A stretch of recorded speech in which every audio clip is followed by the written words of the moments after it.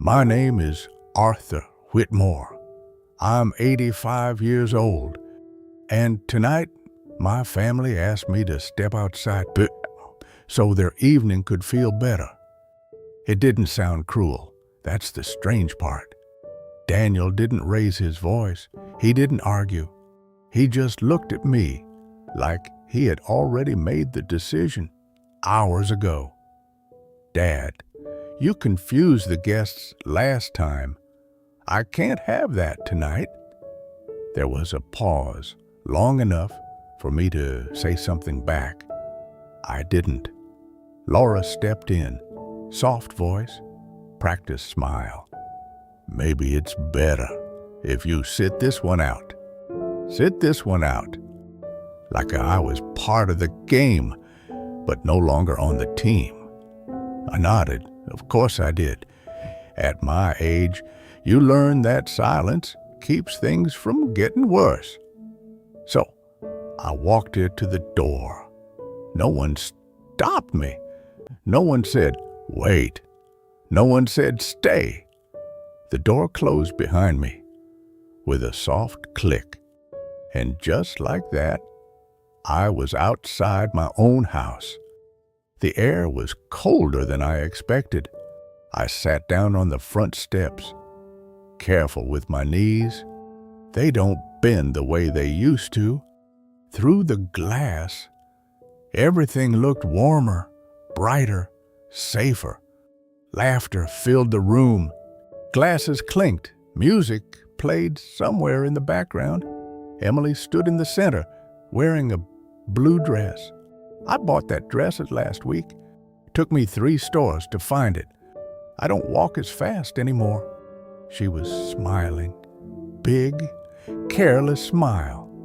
The kind that doesn't know how fragile things really are. A cake was brought out. 8 candles. Everyone gathered close. I leaned forward a little, trying to hear. Make a wish, someone said. Emily closed her eyes. The room went quiet. And for a second, I almost felt like I was still part of it. Then the candles went out. Applause, cheering. I clapped too, out here alone. No one noticed. My hands trembled slightly. I pressed them together to hide it. Sometimes I forget names. Not faces, never faces. And tonight, I didn't forget anything. I knew exactly where I was, exactly what this was. I wasn't taking a break. I wasn't getting fresh air. I was being removed. I looked at my reflection in the glass. An old man, sitting where he didn't belong. Then Emily turned. Her eyes met mine. And everything stopped. She was still looking at me through the glass, not like the others do, not like I'm something to avoid or manage. She looked at me like I was still her grandfather. It did something to me, pulled me backward, years at a time. There was a time this house didn't exist. No walls, no windows, no warm light behind glass, just dirt. And a man in his 40s who believed he was building something perfect. That man was me. I worked 6 days a week, sometimes 7. Didn't matter if it rained, didn't matter if I was tired, because in my head, every hour I worked was another brick in my family's future. I chose everything myself. The layout, the wood, the angles. I remember standing right where that living room is now, holding a blueprint, thinking, this will hold us together. I was wrong. Daniel was 12 back then. Skinny kid, quiet, always watching.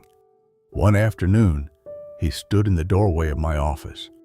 I remember the light behind him, late sun, soft. Dad, Can you come to my game? I didn't look up. I was working on a design. Something important, something that paid. I'm busy. That was it. 2 words. But he didn't leave right away.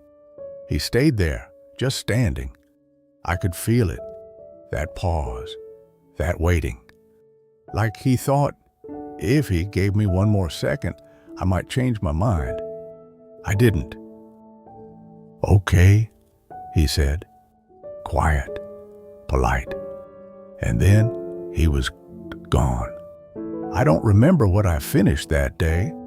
I don't remember the project, the client, the money, but I remember that doorway and the silence after it closed. Back then, I told myself something. I'm doing this for him.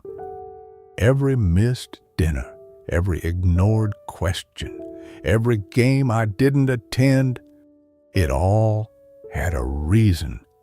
That's what I believed. I thought discipline would make him strong. I thought distance would make him independent. I thought being right was more important than being there. Years later, I heard him say something. Not loud, not angry, just true. You didn't show up when it mattered. Don't remember when he said it, but I remember how it felt, like something quiet, finally breaking. And now, sitting outside the house I built, watching him inside it, I realized something. I spent my whole life learning how to build structures, but I never learned how to build trust. Emily was still looking at me, not like the others do, not like I'm something to avoid or manage. She looked at me like I was still her grandfather. Then she reached for her mother's hand. Mom. Laura leaned down, that same careful smile. Yes, sweetheart? Emily pointed straight at me. Why is Grandpa outside? The room didn't explode. It didn't turn dramatic. It just stopped.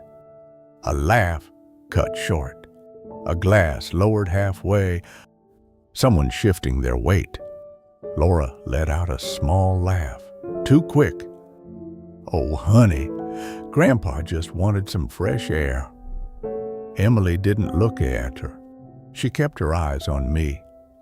But it's cold. No one answered that.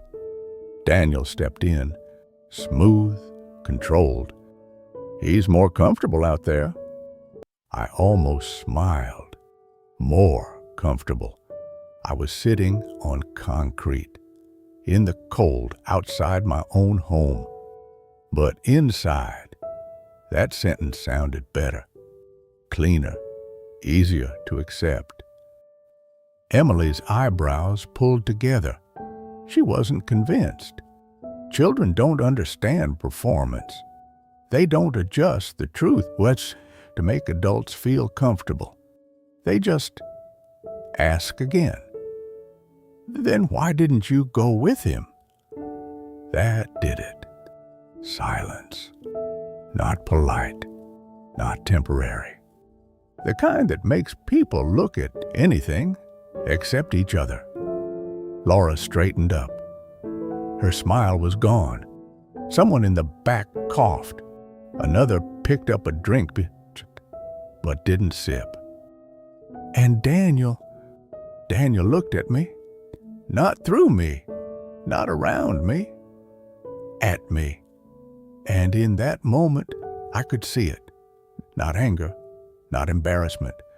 Something heavier, something old, like a door he had kept closed for years. And suddenly, someone else had opened it. He held my gaze just a second too long. Then he looked away. let's not make this a thing. Low voice, tight, but it already is. Because for the first time that night, no one was pretending this was normal. And for the first time in years, I wasn't invisible. The door opened, not all the way, just enough for Daniel to step outside and close it behind him. The noise from inside softened, muffled laughter, music under breath. Out here, it was quiet again. He didn't sit. He stayed standing, like this wouldn't take long. "Dad." I looked up at him, same angle I used to see when he was a kid, looking up at me. "You're making this uncomfortable." I let out a small breath. "I'm just sitting." He nodded once, short, controlled. "Emily's asking questions." "Kids do that." Another pause, longer this time. Then he said it.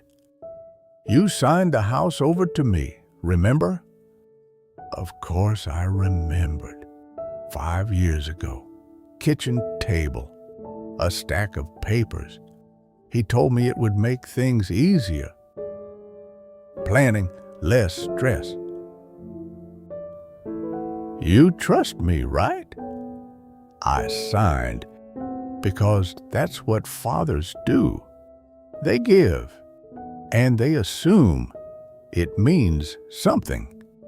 Back on the steps, I nodded. "I remember."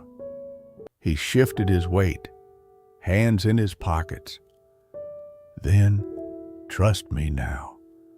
The wind picked up, cold against my face. "This is better. Better." I looked past him, through the glass. My house, his party, my family, and me outside it. "I gave you everything," I said. Not loud, not angry, just true. He didn't react, not right away. Then, "You gave me rules."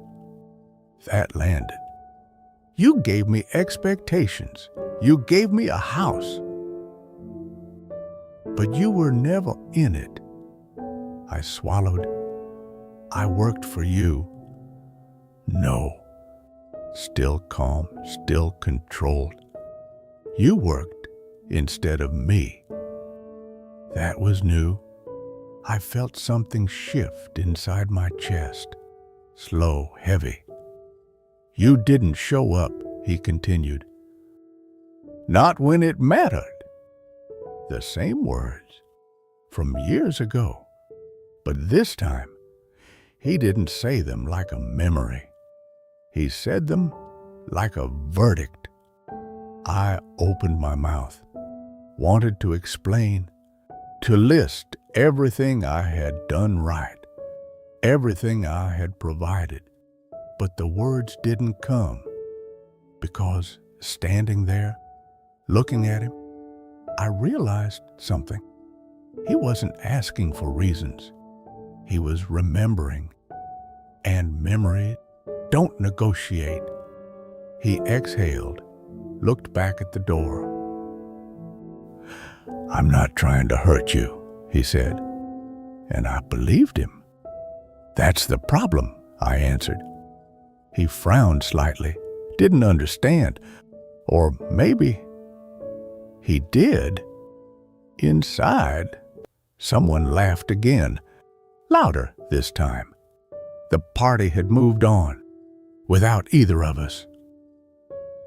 The door opened again, this time faster. "Grandpa!"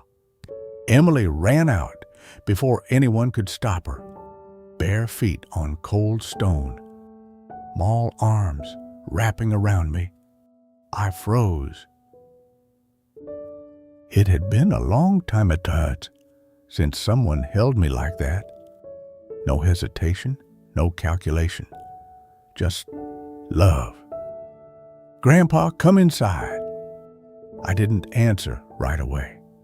I looked past her, through the glass, the lights, the people, the life I thought I had built. And for a second, just a second, I imagined standing up, walking back in, taking my place at the table, like nothing had changed, like time hadn't passed, like I hadn't missed everything that mattered. Emily tightened her arms. "Please," she whispered. I looked down at her, those same eyes that saw me, not as a problem, not as a mistake, as family. And for the first time that night, I didn't lie. "I don't belong in there." She pulled back, shaking her head. "Yes, you do." I smiled, soft, tired. "No, I used to." She didn't understand. She couldn't. Some things take a lifetime to break, and longer to see. I gently moved her hands away, careful, like holding something fragile. Then I stood up. My knees protested, my back tightened, but I stood anyway. Behind me, "Grandpa, wait!" Her voice cracked. I stopped. For a moment, I almost turned around. Almost. Because I knew if I looked at her again, I might stay. And staying wouldn't fix what I broke. So I kept my eyes forward. One step, then another. The cold didn't feel as sharp anymore. Behind me, the door opened wider. Voices, concern, but no one called my name, not the way she did. I reached the edge of the driveway, stopped, and finally, I let myself say it. Not to them, not to her, to myself. I knew how to build houses. I looked back once, just once. Warm light, shadows moving, a life continuing. But I never learned how to build a home. Then I turned away and kept walking. If this story stayed with you, maybe there's someone in your life who needs to hear from you today. Not tomorrow, not when things are better. Today. Because sometimes the distance we think we can fix later becomes the silence we carry forever. And sometimes a small moment of presence is worth more than everything we ever tried to provide.